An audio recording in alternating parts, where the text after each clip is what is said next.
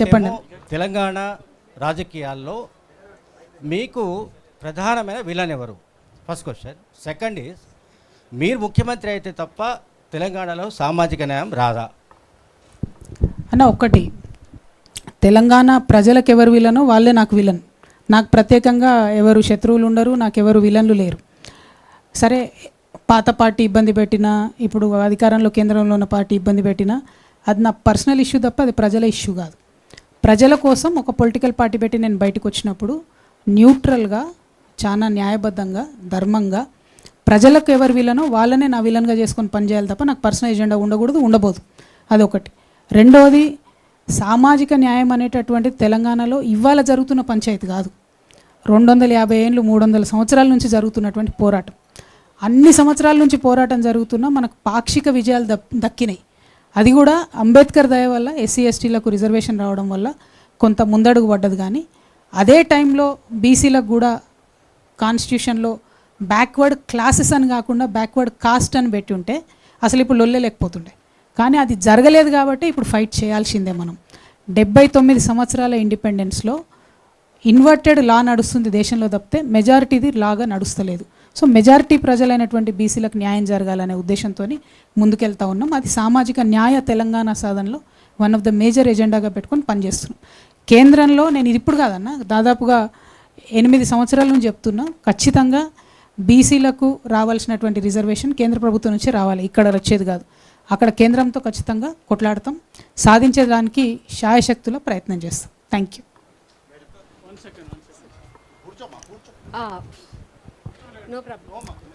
చెప్పండి. First of all congratulations అండి కవిత గారు. అది ఫోర్స్ఫుల్ కాదు, హార్ట్ఫుల్ కంగ్రాచులేషన్స్. Thank you. మీరు చెప్పినటువంటి పాంచజన్యంలో చిట్ట చివరి అంశమైన సామాజిక న్యాయం ఏదైతే ఉందో అందులో భాగంగా చూస్తున్నటువంటి మావోయిస్టుల ఇష్యూ పట్ల, అలాగే మావోయిస్టుల పట్ల లేదా నక్సలైట్ల పట్ల కేంద్రం అనుసరిస్తున్న, ఈరోజు బీజేపీ అనుసరిస్తున్నటువంటి వైఖరి ఏదైతే ఉందో, అంటే భావజాలంపై నిషేధాన్ని ప్రకటిస్తున్నటువంటి అంశం ఏదైతే ఉందో, ఒక భావజాలాన్ని నిషేధించడం సాధ్యమా? దాని మీద మీ పార్టీ స్పష్టమైన వైఖరి ఏంటి? మేడం, ఒకటి, ఏ భావజాలాన్ని కూడా రూళ్ళతోని, జీవోలతోని, గన్నులతోని, సైన్యంతోని ఖచ్చితంగా ఆపలేము. ఆలోచన అనేటటువంటిది వేరే ఆలోచన విధానాన్ని మార్చడం ద్వారానే మారుతుంది తప్పితే, లేదా ఆ ఆలోచన కోరుకునేటటువంటి ఫైనల్ సొల్యూషన్ ఏదైతే ఉందో దాని దగ్గరికి వెళ్ళడంతోనే మారుతుంది తప్పితే ఒక ఆలోచన అయితే చంపలేము మేడం, ఆ భావజాలాన్ని చంపలేము. అందుకే వారు ఎవరైతే బయటికి వచ్చారో అన్నలందరూ కూడా, వారందరినీ కూడా మేము రిక్వెస్ట్ చేసేది, ప్రధాన స్రవంతి పార్టీలు ఏ పార్టీ అయితే ఆ పార్టీ, పొలిటికల్ పార్టీస్లో under the framework of constitution వచ్చి పొలిటికల్ పార్టీస్లో సమాజానికి చేయాలనుకునేది చెప్పి చేయడం అన్నది, మాలాంటి వాళ్ళ చేత కూడా చెప్పి చేయించడం అనేది ఒక టార్గెట్గా వాళ్ళు పెట్టుకొని పనిచేస్తే వాళ్ళు అనుకున్నటువంటి ఐడియాలజీకి దగ్గరగా వెళ్ళగలుగుతామని నేను బలంగా నమ్ముతా ఉన్నాను. ఆపరేషన్ కగార్ను అత్యంత తీవ్రంగా ఖండించినటువంటి మొదటి వ్యక్తుల్లో నేను ఒకదాన్ని మేడం. ఈ రాష్ట్రంలో ఇప్పటికి కూడా నేను నమ్ముతున్నాను, తన సొంత ప్రజల్ని డెడ్ లైన్ పెట్టే ఏకైక ప్రభుత్వం మన దేశంలోనే ఉంది తప్ప ఇంకెక్కడ లేదు. అది చాలా అన్ఫార్చునేట్, అన్యాయం అది. కాకపోతే బయటికి వచ్చినటువంటి వారు లొంగిపోయిన మావోయిస్టులకు కూడా మా పార్టీలోకి వెల్కమ్ చెప్తున్నాం. వేరే ఏ పార్టీలు ఉన్నా పొలిటికల్ సిస్టంలో ఉండండి, యూత్ని మీరు ఇన్స్పైర్ చేయండి, మహిళలకి ఇన్స్పైర్ చేయండి. ఎవరైతే అత్యంత అట్టడుగు వర్గాలు ఉన్నారో వారికి ఇన్స్పైర్ చేసి వారికి ధైర్యం ఇవ్వాల్సిందా అన్నలందరినీ కోరుతాం. కవిత గారు, నా పేరు రాజాబాబు అండి, వన్ ఇండియా నుంచి. పొలిటికల్ సిస్టంలో అలయన్సెస్ అనేది చాలా ఇంపార్టెంట్. పొత్తులు అనేది లేకపోతే ఇవాళ రేపు గెలవడం కష్టంగా ఉంది, అధికారం చేపట్టడం కష్టంగా ఉంది. భవిష్యత్తులో మీ అలయన్సెస్ స్ట్రాటజీ ఏంటండి? అంటే ఒకటండి, జనరల్గా ప్రీపోల్ అలయన్సెస్ అత్యంత భావసారూప్యత ఉన్నటువంటి పార్టీలతో తప్పితే ఎడమొఖం పెడమొఖంగా ఉన్న పార్టీలతోని ప్రీపోల్ అలయన్సెస్ అనేది కరెక్ట్ కాదన్నది నా ఒపీనియను. ఇప్పుడు ఫర్ ఎగ్జాంపుల్ మేము చాలా ఉద్యమాల్లో న్యూ డెమోక్రసీతోని, అట్లానే ధర్మ సమాజ్ పార్టీతోని, అట్లానే కొన్ని ఆల్ ఇండియా ఫార్వర్డ్ బ్లాక్తోని ఇట్లాంటి వాళ్ళతో కలిసి పనిచేస్తాం. అట్లా ఒకే ఉద్యమాల్లో ఒకే ఇష్యూస్లో కలిసి పనిచేసినటువంటి వాళ్ళు సహజంగా ఒకవేళ పొత్తు పెట్టుకునే అవకాశం ఉంటే ఆనాటి పరిస్థితులను బట్టి డెఫినెట్గా పాజిటివ్గా కన్సిడర్ చేస్తాం.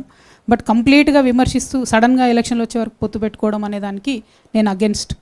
పోస్ట్ పోల్ పొత్తులు, పోస్ట్ పోల్ హంగ్ వచ్చేటటువంటి పరిస్థితులు ఈ దేశంలో సెంటర్లోనే జరుగుతూ ఉన్నాయి.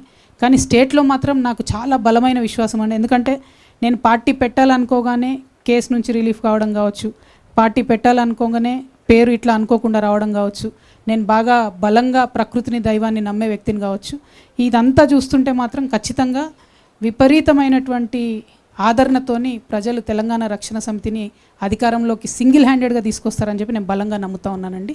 సో డెఫినెట్గా ప్రజల ఆశీర్వాదం ఉంటుందని కోరుకుంటున్నాను, ప్రజలకు సేవ చేయాలని కూడా కోరుకుంటున్నాను. థ్యాంక్ యూ అక్క. ఆల్ ది బెస్ట్ అక్క. ఫస్ట్ నేను చారి అక్క, ఎన్టీవీ నుంచి.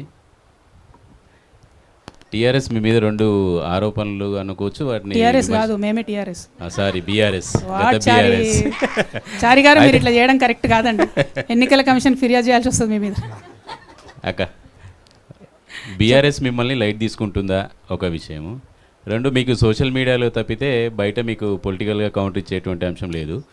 ప్రధానంగా మీ మీద వచ్చిన ఆరోపణలు కూడా కవిత వెనకాల ఉన్నది రేవంత్ రెడ్డి అనేది, వీటికి క్లారిటీ ఇవ్వండి అక్క.